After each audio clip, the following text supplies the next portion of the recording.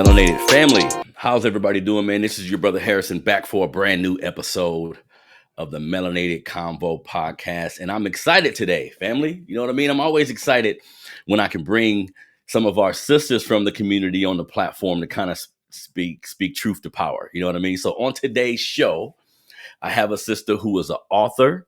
She is a wellness leader. She is a wellness leader in our community.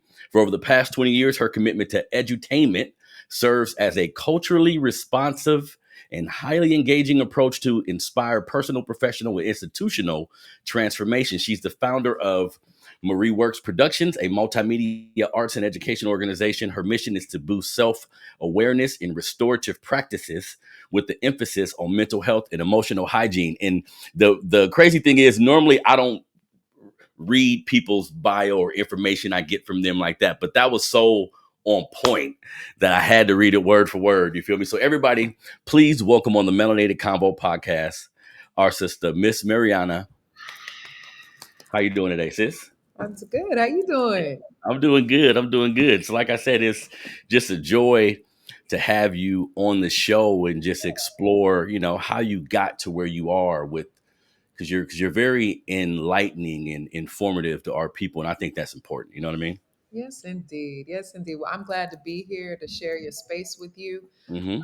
And, thank you for creating the platform. We need as much as possible. It's a lot of negativity out there. So anything that is rooted in positivity and wellness is, my passion and work, whether that's mental, emotional, spiritual, and physical. I'm all for it. So thank you for having me. Definitely. Now, so we'll get into the great work that you do and how you inspire our community. But how did all this start for you? Like, talk me through your journey of getting to a space where, yeah, I may feel a way about how my community is treated or how people are treated, how people treat themselves, but getting to the point where you want to actually help and lend yourself to the cause. That's a completely different space. You know what I mean? So how'd you get there? I lost my mind. I think it's our dear brother ancestor Baldwin that said, to be black in America is to be in a constant rage, something to Mm, that extent, right? mm-hmm. Um, and I've had life experiences just like anyone else, and I think that's really important. I have an emphasis on making sure to share the duality of myself.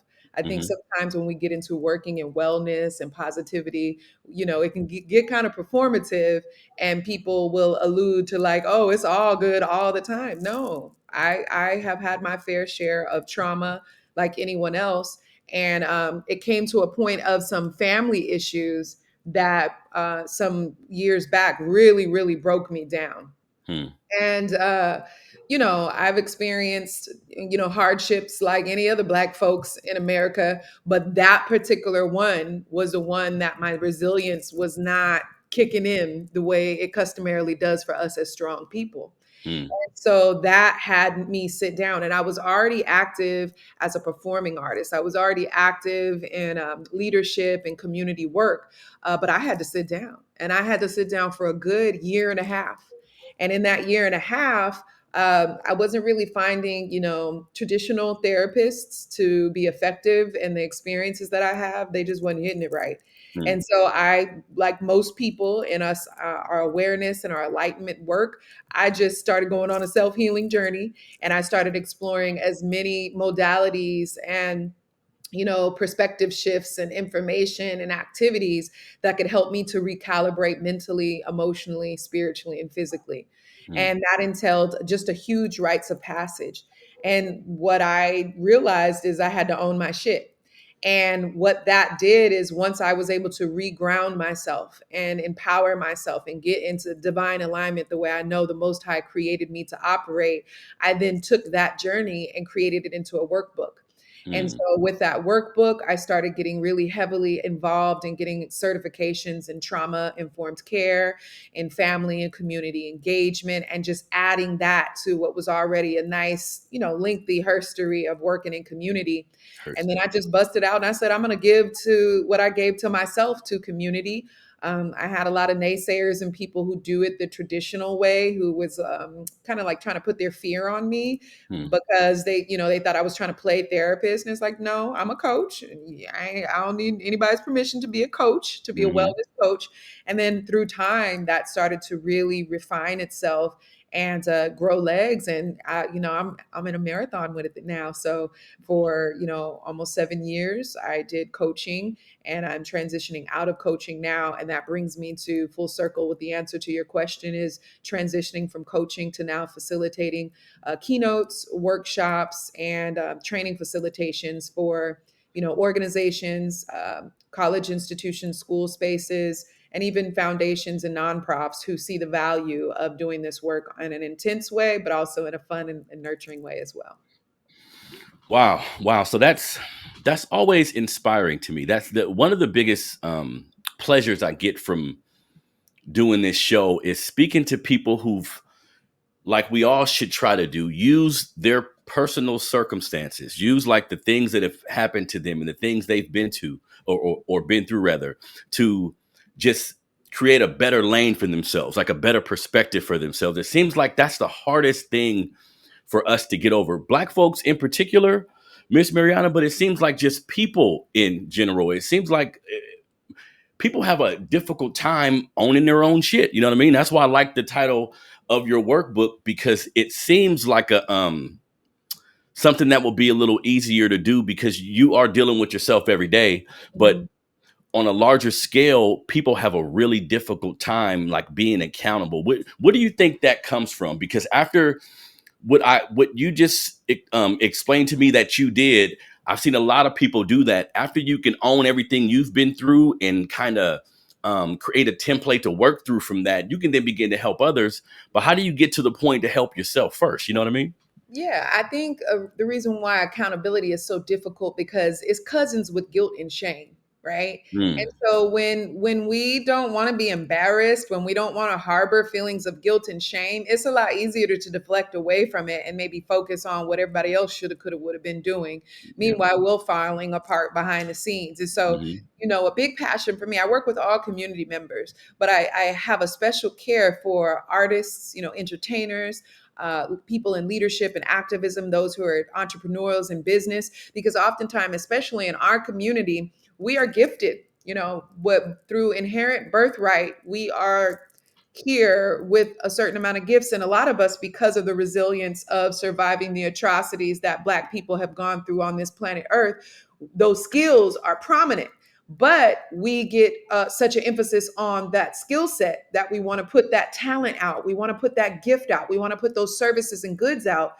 And what I try to emphasize on people, the reason why it's so important to take accountability is because if you can give birth to such great, creations and inventions and entertainment and art when you're in pain, what can you do if Mm, you sit that ass down and do give yourself a year process of not trying to lead and perform and be put on? What can you produce and what can mm, you become without that trauma active all the time? I mean, not that we're healed overnight and it's all gone. It's a lifelong process because as we overcome trauma, there might be different incidences that happen throughout life. But if you cleaned up at least 60 to 70% of that, how much more capacity would have?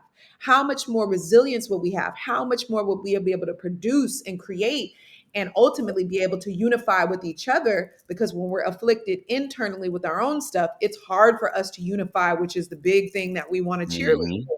So, to really hone in on the answer to your question is accountability is often difficult because of the guilt, the shame, the embarrassment, and the self loathing that we'd rather paint over that with our wonderful gifts and talents. But the sacrifice is, and we've seen this with some of our most amazing leaders through human time, some of our amazing movements, they crumble and fall apart, right? Because we Hmm. don't own up. So some of them bad habits, some of them issues, they will seep out And then they will overshadow all of the good work and possibly have us and our movement self-destruct. So the reason why I really want to carve out, learning and exploration opportunities for folks to take accountability is because I know how to do it in a fun, nurturing, and exciting way. But I Mhm. also help people with that coaching mentality to like, look, yo, if you clean this up, right? The ability for you to go far and be more effective with your own personal life, health, and prosperity, and then in leadership for others. Even if you're not a community leader or entrepreneur, entertainer, you might be the leader of your household, of your Mhm. siblings, of your spouse, of your home. That helps you to be more healthy, whole, and complete in that leadership position.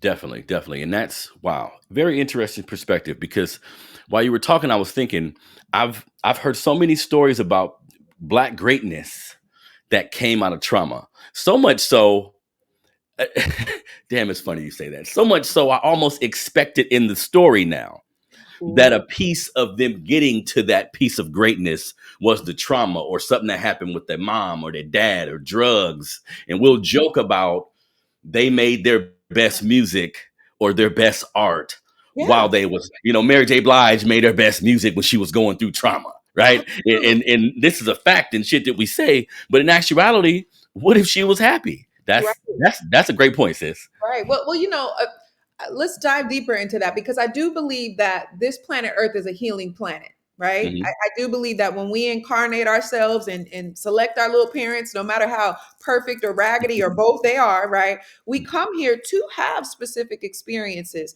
And that includes going through a healing process. I do also, I've said it myself, as an MC, as a poet, as an actress, as a playwright, all of those things, I've definitely created out of pain. My favorite jazz singer is Billie Holiday, and she'll tell you about her man did her dirty and tell him to come right home, right? Like, so I do understand that dynamic because pain has this catapulting energy that can pull us back and have Mm, us push ourselves forward out of that situation. But this is the fine line. And this is why I took a pause for almost 10 years of not doing any poetry because I started noticing that if we're not careful, especially those who are gifted as melanated people, we will begin to exploit our pain. And that is when our healing mm, experience on the planet can suspend our growth in human development. Yes, we come here to experience healing, to overcome, to excel. But if we stunt our growth because we then just only know how to perform and shuck and jive, that we'll end up cooning and making ourselves look a fool in the midst. You ever been around a young person? Do you have any young children in your life? I sure do. Okay, so when they make a funny and then everybody cracks up, right? Hmm. And then they do it over. I mean, you're like, baby, it was good that one time. You don't need to wear it out. It ain't funny no more, right? And I think that's what happens, whether that's us being athletes and running the ball, whether that's being entertainers, whether that's being entrepreneurs, where at some point maybe we hit a level of success, recognition, usually that's the money, the bag, Hmm. and we get stuck in doing that over and over and we don't evolve beyond that. So I don't shun or condemn anybody that finds inspiration in overcoming their trauma. That's the beauty of victory. But I do think as Black people, we need to be careful because there are institutions who love pimping and exploiting our pain to where that is how far we will go and we don't evolve beyond that. What's your feedback on that? No, that makes a lot of sense, and that kind of to me speaks to the rationale of some of the individuals in our community who we may call a coon, right? Yeah, Who we may see go left and pretty much stay over there. right. They may have got the impression that I gotta stay over here. Like this is the lane I have to be in to get said thing. And maybe they've experienced trying to do it a different way, trying Right. to do it from a different lens. Right. And if that's not working, they tend to stay over there, and then we shun them. When in actuality, they just that little kid that Mhm. doing the same thing over and over again, expecting to get a laugh. Right. And that's where we can slide in that very common phrase, when you know better, you do better. So Hmm. also too, not to guilt and shame people who maybe didn't know any better, right? For that brother that was slanging on the block to provide for his family, that was a reality at some point in time. He Hmm. might have had some bars and was able to, evolve with that particular craft. But what happens, and this is why we have to be careful of who we sell our art to, better yet, who we contract our art and our Mm, creativity, our innovations to, because that's when these institutions will come in and then they will contract you. So what happens, and I have worked with brilliant people who are celebrities, artists, politicians behind the scenes. I ain't gonna say no names because that ain't none of y'all business. But what happens is when they were in that young-minded disposition with that talent, maybe gullible, maybe in a space of poverty, right? They're doing all they can to get put on. I've heard people say, "I'll do anything to be famous," right? They hmm get in there, and maybe they are innocent. But what happens is when you begin to contract yourself, right? We've gone from overseers to policy owners, right? They will then, it's new millennium, slavery, arts, hmm entertainment, athleticism, and things like that. What happens is they get stuck and bound to that role because of their policy owners. So even if they are evolving, we will never know. And that's when you start to see some of the most prominent and impactful, beautiful, talented people start falling apart, and we judging them from the outside. A This lot of is the time, facts. we have no idea that they do want to evolve, but their overseer, their policy owner will ruin them if they decide, that they want to start speaking truth, or they don't want to shuck and jive the way they were contracted to, when at one point in their younger years or less evolved years, that was enough. And damn, when you say that, I think of like the Michael Jacksons of the world, the Princes of the world, Right. people who was in it for the art. And it seems like once the politics and the corporations get involved, the institutions, it takes a lot of the love out of it. I've heard people say, if you want to love what you do, like art or something creative, don't sell it. Yeah. Once you start selling it and make it a commodity, then Yeah. you got to get in bed with these other individuals, and it can completely take like the fun out of it for you. So that makes a lot of sense. You know what I mean? So one thing I wanted to ask you real quick. So own your own shit, which is an acronym, right? For some healing in there. I didn't know that. I had to look that up. That's Yeah. that's Own pretty your interesting. shit.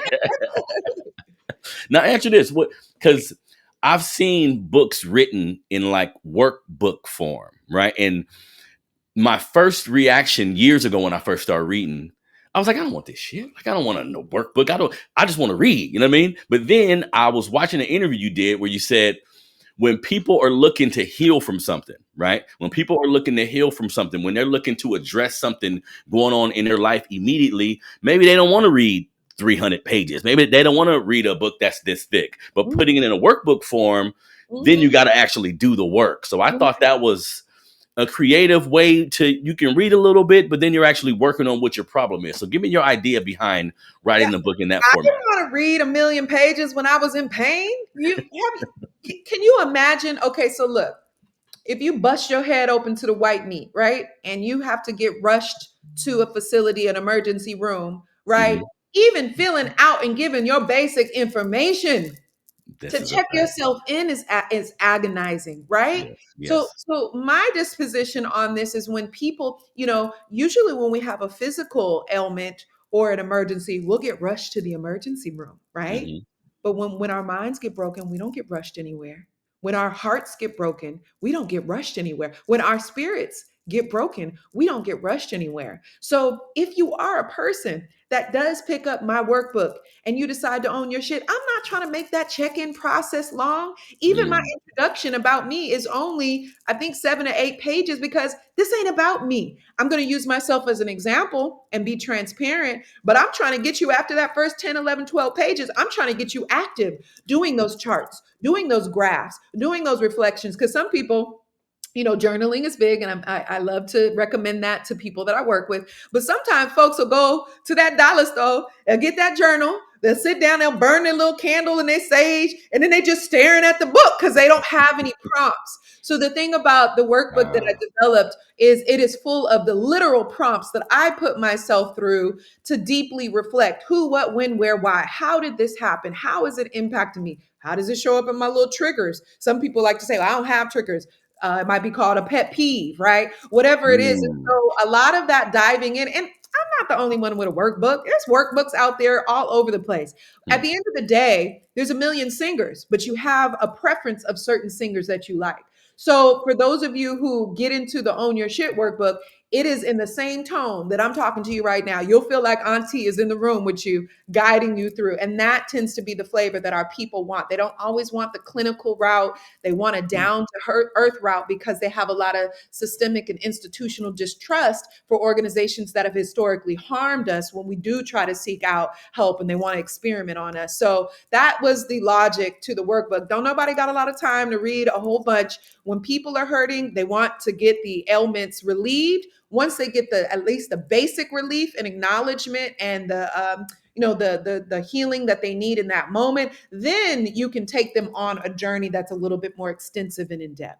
Mm, makes Mhm. a lot of sense because Yeah. I'm very aware of like the systemic pressure in injustices that we face in our country, and we still face them. You know what I Yeah. mean? And I make it a point to speak on these things and speak truth to power when it comes to how we're being treated and not be afraid of whatever comes after that, right? But I Yes. think what I'm learning is as big as us understanding history and understanding that perspective so we can understand how to move forward. I'm really big on that. But as I grow, Mariana, I'm learning, well, we need to take a step back first and look at how all this stuff affected us without looking at the accusers or someone who could have done it that's outside of our community. Just take a step back and look at, well, wait a minute. My mom was on drugs. My daddy wasn't there. My sisters and brothers was doing this and doing that. I'm that was a high level of dysfunction that I had to function under. I need some time maybe to unpack some of this, like to get everything right. Because if not, how can I move forward and truly help my family or truly be a member in the community that can be effective if I Absolutely. haven't done the work on myself, right? I agree. I think especially when you come into a level of knowledge of self, right? And you get the thick lining pus, taken away from covering over your eyes. When you get the, wool pulled from underneath your feet, the carpet, the rug, right? You mad. That's that Shango phase. You want to cut everybody up. You want to Mm-hmm. you want to slice and take the whole world down. And that's a Mm-hmm. normal part of awakening when you realize, like Brother Malcolm said, we've been bamboozled, right? But I think the idea is to understand that if we are weak and we recognize the brilliant works of our Dr. Queen Mother DeGrue, right, Mm-hmm. of this generational trauma, it's not going to be easy to take on a system without our internal system intact. And Big it could be impact. counterintuitive for a lot of us, especially for Black women who have been the nurturers and the cradle of since the cradle of civilization, right? Mm-hmm. We have been for our own and then also for the greater world outside. People been nursing from us, right? Our slave masters' children were nursing from us because they know we had that good nutrient, right? But the idea is it can be counterintuitive for us to say, no, I will not overserve. I will not. I'm a retired overgiver and I love it. I love it. I invite everybody to become a retired overgiver because what happens Mm-hmm. is that gave me the bandwidth to recalibrate, to nurture myself, to pour into myself, to get over those daddy issues that I had, right? With angry that my biological father wasn't in my life, to get over the issues of my mother who had been abused and didn't necessarily at certain points of life give examples to me that helped me to have a level of confidence that I needed to get past the phase where my daughter and I, when she turned into a teenager and we both lost our minds because we didn't know how to navigate that, right? I had to take time to deal with that immediate life issues that I had before I decided I was going to go out here and heal the world. And I think that that's where a lot of the systemic breakdown happens for Black folks in leadership, in community, is that we are so quick to take care and fight the world. And then we are breaking down behind the scenes. And then our movements and our causes fall by the wayside. Mm-hmm. That Yeah. makes a lot of sense. And because sometimes we condemn let's say a Martin Luther King or Yes. any individual that we may have found out there's something going. They had another side to them that Mhm. we didn't see, right? And then we condemn them for that and not want to still stand behind them the same way. But just like you saying, everybody has multiple sides to them, and if you focusing on changing the world, sometimes it can be difficult to change what's going on inside of you when you're getting pulled from all these different That's right. directions. You said it. You nailed it. And this is the thing. And this kind of full circle of what I started this conversation with is I'm all about celebrating and uplifting my duality, being aware of it and understanding it. I'm a little leery of folks that's positive all the time. That's enlightened and woke all the time. That's That's a fact. correcting everybody else all the time. The Yeah. reality is this mouthpiece that I have, that I've been blessed with, that can pour life into any living human being that I've ever met, I can also do some damage with this. Hmm. And if I have afflictions and isms and schisms and issues that are active in me, I'll more than likely, number one, I'll end up using this mouthpiece as a weapon instead of a healing tool. And number two, I will harbor secrets and things that I am deflecting from this light that I'm always trying to shine. I'll tell you right Mm. now, I have no problem owning, naming my book "Own Your Shit" because I am spiritual, just as I am a sister from the hood. I can go into corporate spaces just as I am a cultural renaissance woman, right? This Hmm. duality and this idea that I have to be one or the other is it can be imprisoning. For me, it's understanding the nature of both so that I can operationalize both sides to work in unison. When they're out of Mm. balance, that's when we have, like I said, them little secrets that start morphing into habits and start morphing into things that are destructive to ourselves first. And then, of course, if we are in positions of community or leadership, there's nothing more heartbreaking than seeing our community leaders and their isms and schisms and issues come to light and then they get torn down as if they never contributed anything good. So even when That's we're talking about, you mentioned Martin Luther King, but let's take it more contemporary. Let's take it to a brother like R. Kelly. There ain't no denying that he's a talented, gifted human like all of us. But hmm in his duality, because of the trauma that he experienced at a young age, he mm. didn't have an auntie helping him to heal. He didn't have somebody helping him to own his shit. His gift exonerated him and put him on high to where his ego could excuse it. Then he could have a whole payroll of people going along with it. And then here you go, this gifted being, because they didn't heal that trauma and get the assistance, that open mind and open heart and open spirit surgery that he needed, it morphed into something else, right? He was able to Mm. keep it a secret because of the power of his gift. But as the way karma and dharma works out, that thing started overshadowing because it's got bigger than his talent and gobbled it up. And look at him now.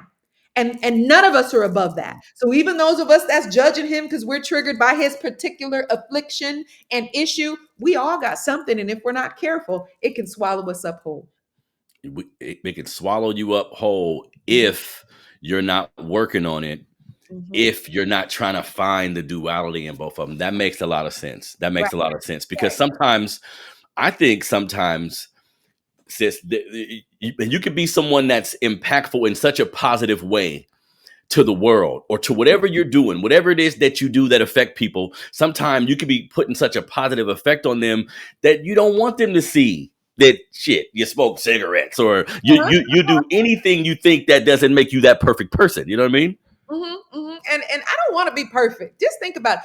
Think about it. When you go to the grocery store, you see all them apples and oranges lined up perfect. They ain't got no bruises. They ain't got no stretch marks. They didn't, they ain't got no bumps from coming down from the tree. Some of the best, sweetest fruit in the world, if you know what I'm talking about, got bruises and stretch marks. So Come on this now. idea of everything being uniformed and perfect, that perfection is more of a westernized standard, down to beauty, down to the things that we take in.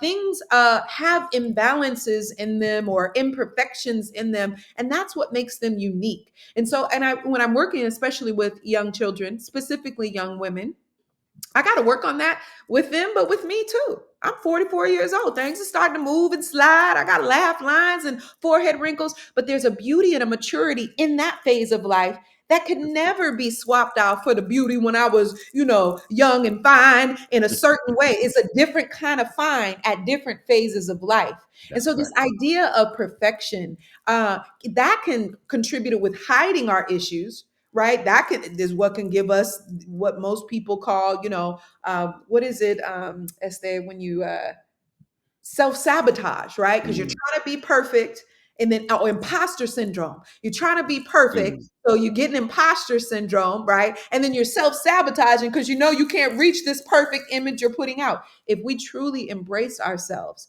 and we're open in duality about what we are gifted at, but also the areas that can be potential challenges, we can use those gifts to water and nurture those areas so we can keep them at bay. I have a Mm. I got a temper. As positive as I am, as much social wellness, emotional, if I don't keep my temper in check, I'll take everybody's head off. And I know that. There's a freedom in me knowing that. So I can check myself when that temper, if something bothers me, right? And Mhm. I don't want to feel this way. But if I'm denying it, if I'm not aware that I can have a temper, which I inherited from my father, my biological father, then that thing will creep up on me and sabotage my entire life. So it's Mm. my job, right? I'm the spirit of Sekhmet. And Sekhmet, if you know anything about the Kemetic net or Sekhmet, she's a nurturer, but she can also tear some stuff up. When they're working in balance, she's a whole being, right? This deity, this concept is a whole being. But when they're out of balance, oh Lord, she can be a whole lot of hurt for everybody. Makes a lot of sense. Makes Yeah. and something else I want to touch on. You just mentioned young women a few minutes ago, and it made me think about there was a video I seen you do. I'm not sure if it was young men or young women you were speaking to, but you made a great point about like a respect factor. Like Mm, you made a correlation between like attention and respect as far as I think it was young men you were speaking to. And you mhm, made a correlation between, hey, name the women you respect. Name the mhm, women you respect and you have love for. Name the women that grabs your attention the most. You know what I mean?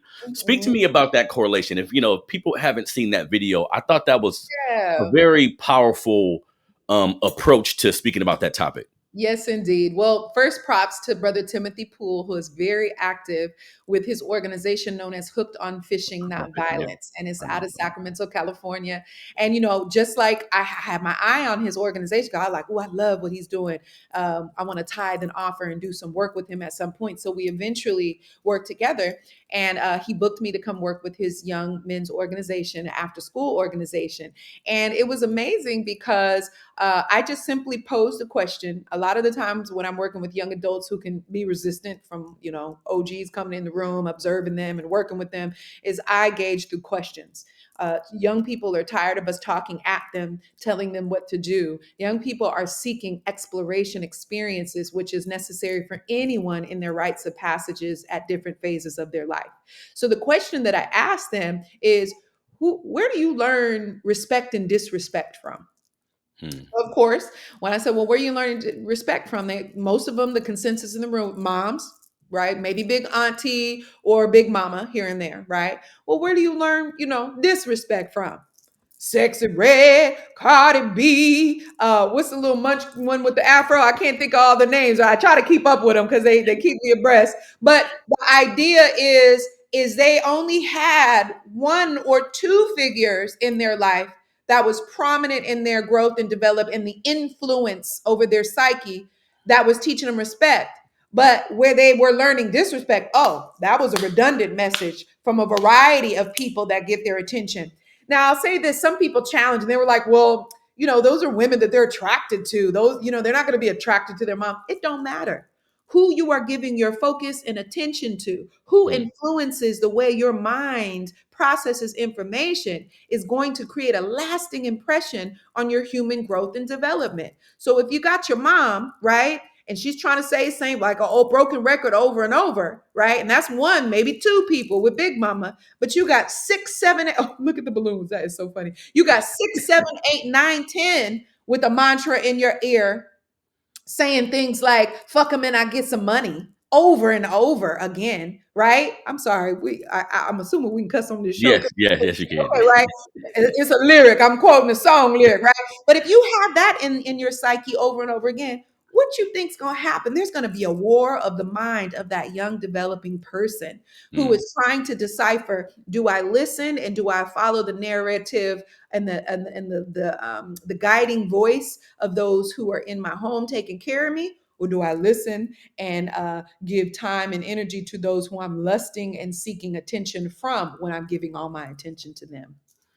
Wow. Wow. That's so speaking of like the hip hop and the influence that it has on our young people, right? Because I'm 43 years old. I love hip hop. I grew up listening to the music it's the primary music that I still listen to today, right? But as you get older and you know better, like we were saying, you know better, you do better. You get hearing some of the messages like, damn, that sounded good, but That was that's just not right.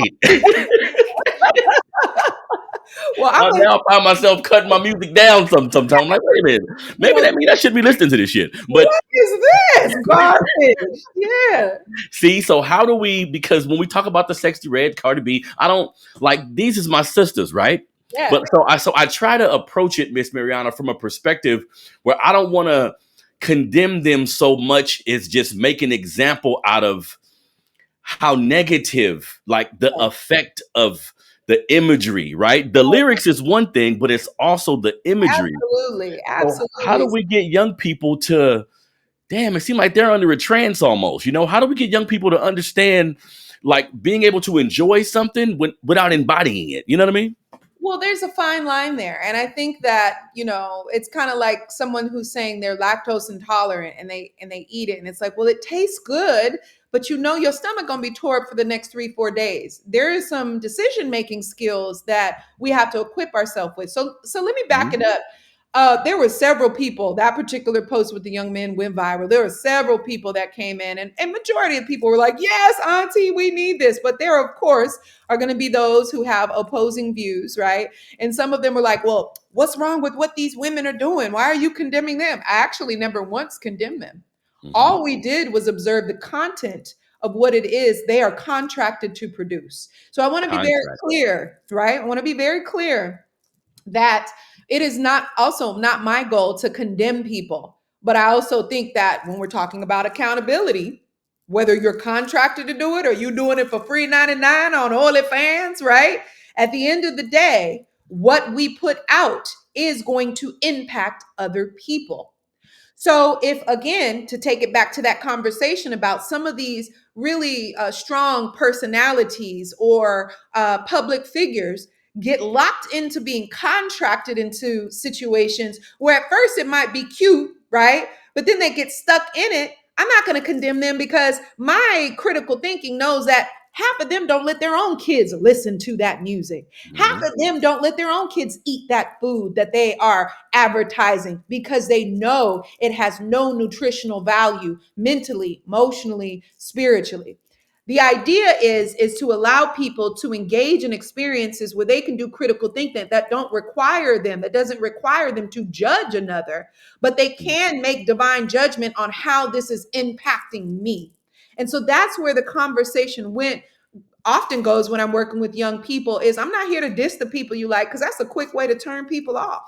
But let's Right. observe the impact of it. If we look at, sonically, what music Mm. represents and the power that it has. Let's just take away how much you like them and they fat booties, right? And their cars and their money and their popularity.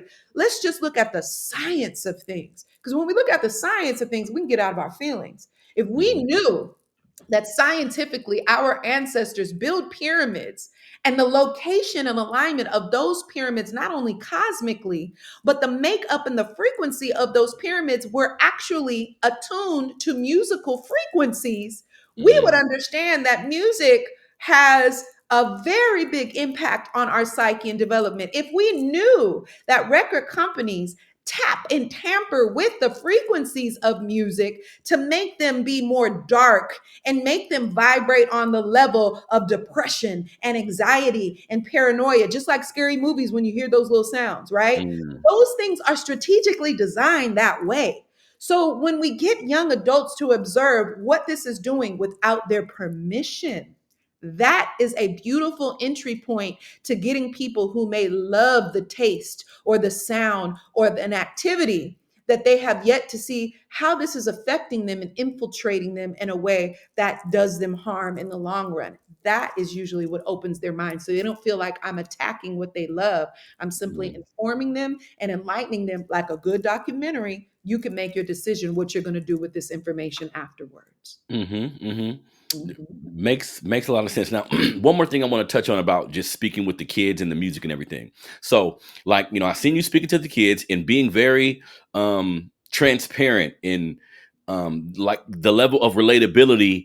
I feel if the kids in that room had an understanding of what you were saying, like they was vibing with you based on your approach, right? And Mhm. that's important. But when we talk about the music and the things that are influencing the children a particular way, I think it's really important to have that same type of setting with the parents, right? Because if the parents are allowing, because when we look at these damn phones, all of us who have children, we're allowing our children to consume certain things when it comes to technology.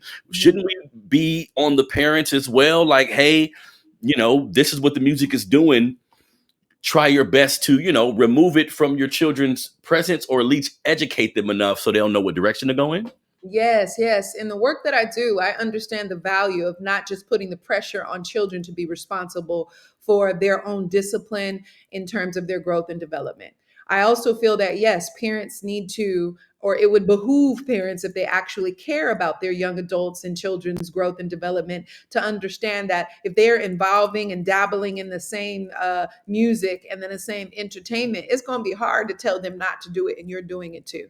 And so a lot of the time, right, parents, I was just speaking about this the other day. People, blame the parents, but then also there's a lot of parents that don't have parenting skills. So just us yelling at them and telling them that they need to stop doing what they enjoy.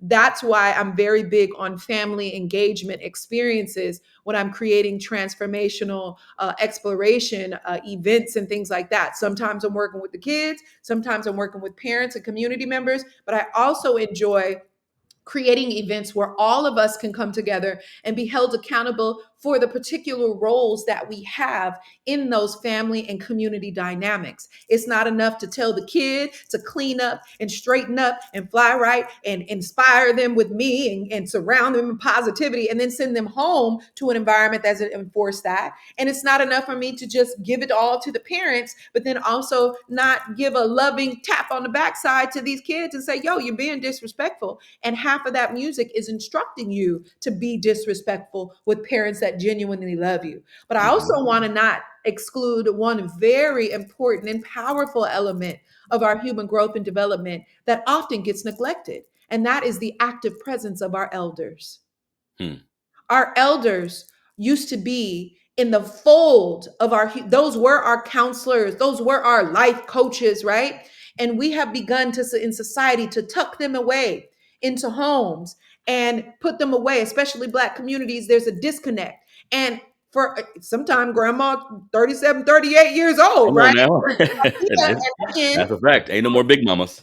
ain't no more big mamas, right? And then Mhm. it's not a shame and blame game, right? Because we know the reasons for the breakdown of this family structure. But Mhm. as we Sankofa ourselves and we start to study and understand where are these little missing pieces, and as we start getting our internal systems in a line, our family systems in a line, and making sure that the presence of everybody in that family dynamic begins a restoration process, that is what's going to help us to align, because it's not just the youth, it's not just the parents. Our elders have wise instruction. Who, they might not be perfect either. None of this requires perfection. It requires us to be present, willing, and able to do the communal restoration work to get ourselves functioning in our traditional greatness. Makes a lot of sense Yeah. because for a lot of us, the main individual in the family that did the rearing Mhm. or gave you those moments where you knew you had to listen, you knew you had to follow an instruction. It was Yeah. always a big mama type of figure, even in the midst of a lot of dysfunction. Now, that's an important part to point out because sometimes our moms was on drugs, the daddy wasn't there, the only stable person in the environment was big mama or was some type of maternal figure like that. And And there was respect for her. there was respect for her, regardless of everything that was going on. You'll hear the stories of the gang members and the people from the hood that'll tell you we was out here doing all kind of shit. And once Miss Johnson walked by, we pulled our pants up. We did certain. That level of respect is gone. I see kids in the store now.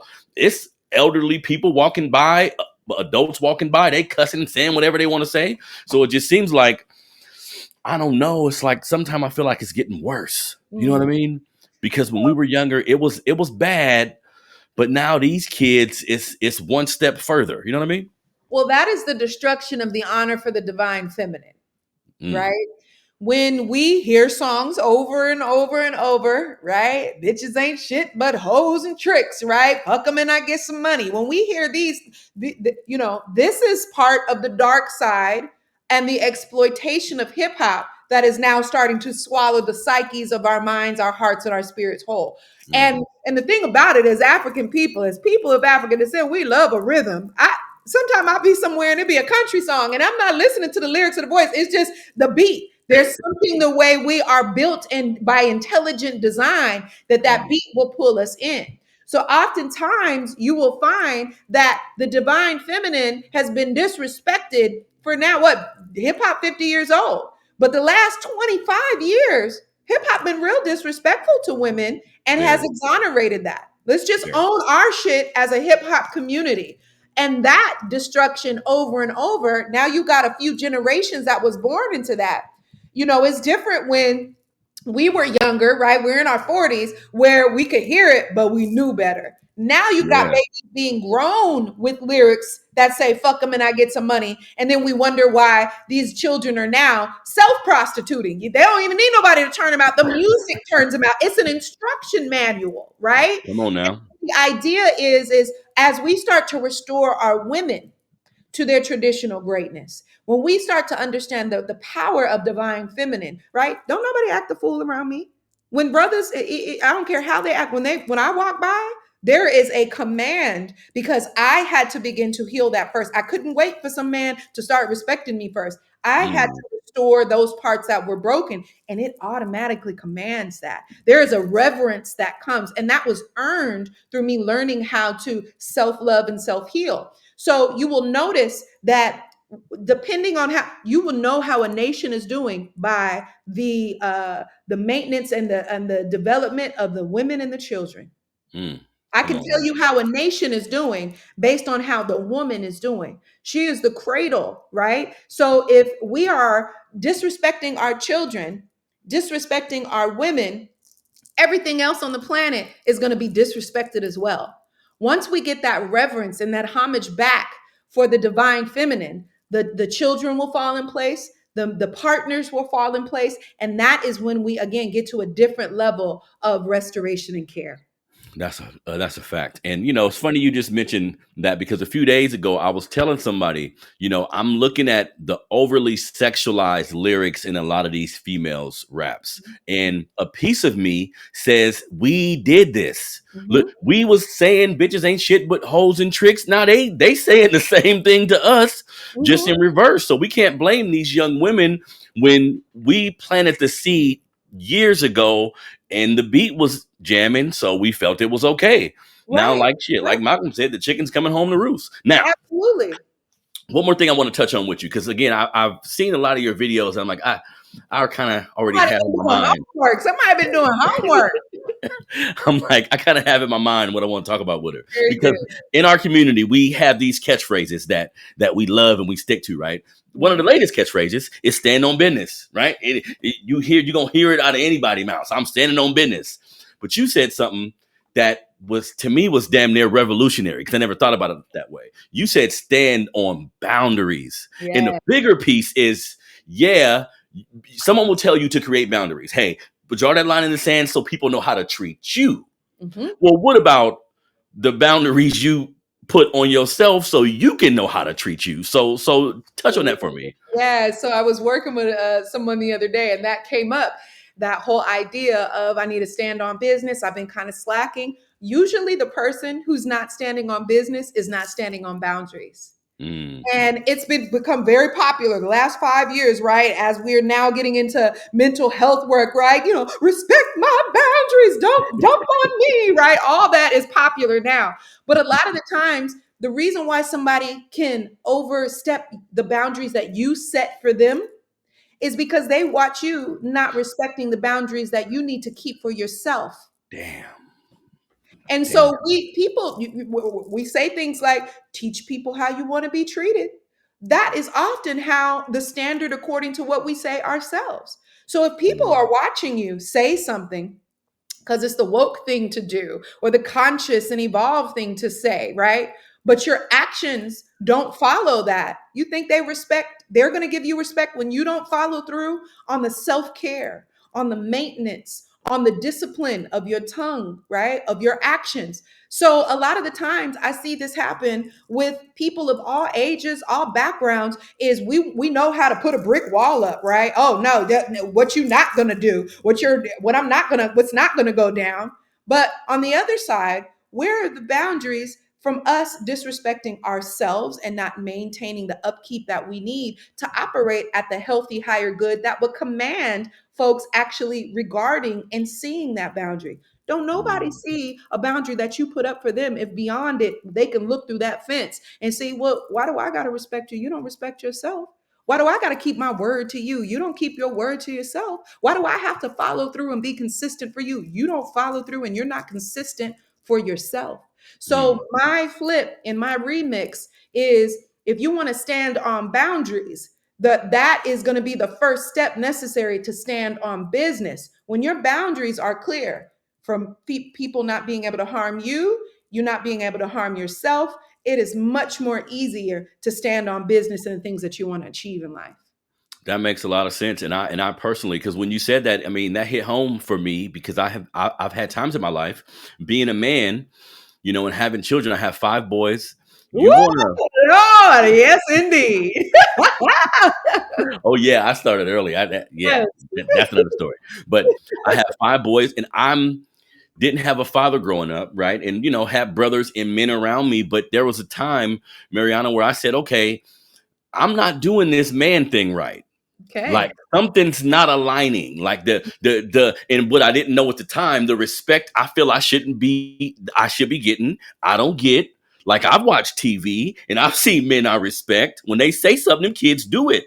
When they present an idea, everybody looks at him and says, okay, this is the gospel. We're gonna follow what he say. Mm. I was missing one big point though, or I was missing one big piece. I wasn't doing it to myself. And like you just said, they watching me not hold myself accountable. Mhm. They watching me not do things correctly. They watching me tell myself I'm gonna do something and not do it. Yeah. So you Yeah. think we gonna listen to you? And I wasn't developed mentally enough to know that I was the problem. And I think that happens a lot in our community. Like all the stuff we have to go through, sometimes being young and starting a family and moving so fast, you don't even realize that all this stuff is going on around you. And I've seen people say, man, I got such the worst luck. I got the worst luck. And I'm thinking, nah, you Mhm. you not making good decisions. Yeah, cause and effect. Cause Hmm. and effect. Absolutely. I will add to that little piece too. A lot of our behaviors that we don't know where we got them from came from the treatment of our oppressors. Our oppressors treated our women disrespectfully like animals, and treated our men disrespectfully like animals. A lot of our parenting is very authoritative, which models after what we thought, right? Masa, our mama, our daddy is our masa, right? So, one thing in us transforming that is, when I'm working with parents, I ask them, how much are you doing out of being angry versus how much are you doing in your parenting for their development? Mm. And sometimes when you're able to see, like, woo, that reaction, the way I'm talking to my son, I'm angry about 5, 6, 7, 8, 9, 10 things. But because I'm the parent and I can exude this power and you can't talk back to me, that's what slave Yeah. master did to a lot of us on the plantation. Yep. Right. So Yep. That's a right. lot of, what we call now traditionally Karens, right? They were being beat and abused by their man. So what they do, they come and take it out on us, or That's our right. frustrations. So Hmm. we have to be mindful of how some of our parenting is in alignment with the perception of authoritative control and corporal punishment in the way that we're treating our children. There's a difference between nurturing and cultivating, and yes, disciplining your child along with you modeling the behavior that you want to have, versus do what it is I say, not is what I do, and That's the don't talk back stupidest shit in to the me world. because I'm the parent. So you don't do A, B, and C, but I can do it because I'm grown. And what you gonna do? I'll beat you down. That's some slave master mentality. That is not parenting. And then So that's some of I the think yeah. we learn that history, we'll see some of these ugly traits, and we won't act like Precious's mom and start working on owning our shit and not taking out the residual of our anger and our frustration on our babies when we have to discipline them. That's a fact. And I had to learn a little later in life that Yeah.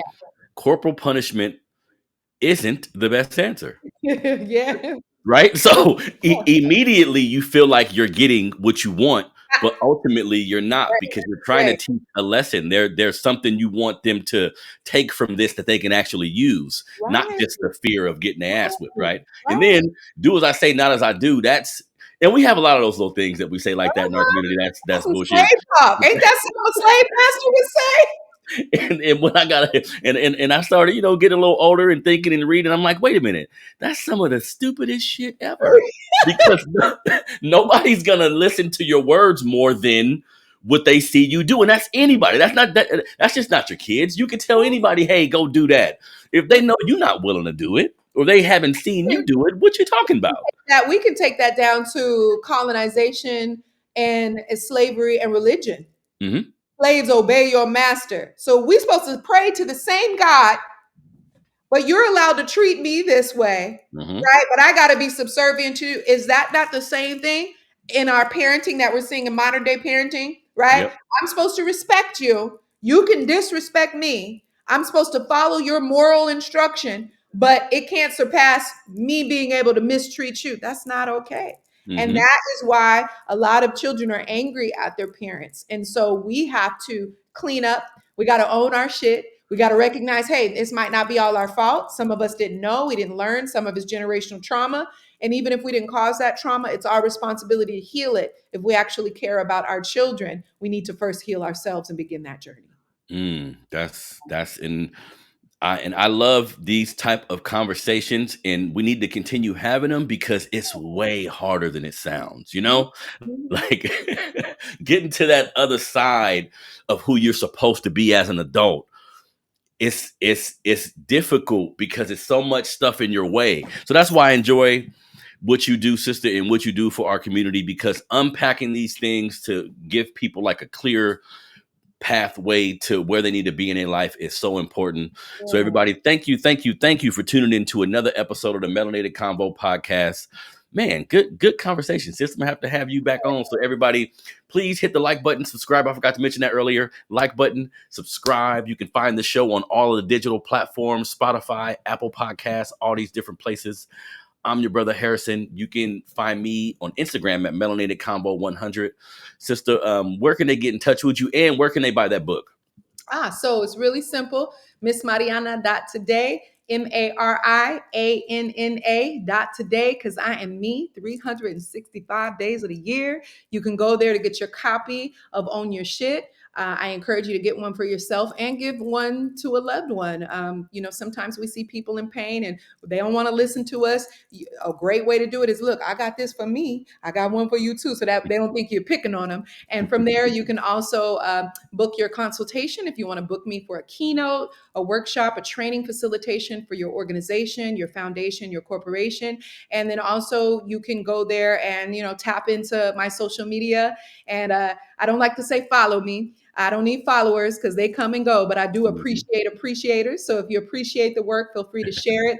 It is definitely, I've been told that it has helped people in life or death situations. So I give thanks for this Definitely. platform and thank you for doing the work that you do. No worries, no worries. Everybody, thank you for tuning in to another episode of the Melanated Convo podcast family.